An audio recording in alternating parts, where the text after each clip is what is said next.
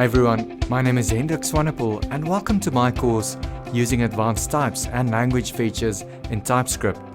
I'm a software engineer at Over, where we build next-generation design apps for mobile and the web. Our web product at Over is built from the ground up with TypeScript, and I've learned some very valuable lessons that I hope to share with you. TypeScript is way more powerful than most people realize, with several lesser-known, more advanced features that, if used correctly, will make your code shine. In this course, we're going to cover your options for differentiating types from each other, both at compile time and at runtime.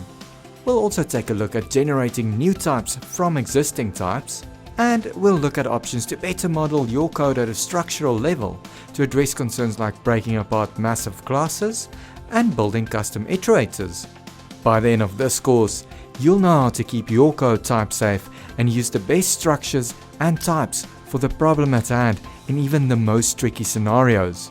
If you're ready to take your TypeScript skills to the next level, you're at the right place. Before beginning this course, you should be familiar with basic TypeScript concepts like functions, classes, enums, and interfaces. I hope you'll join me on this journey to take your TypeScript skills to the next level with the Using Advanced Types and Language Features in TypeScript course at Pluralsight.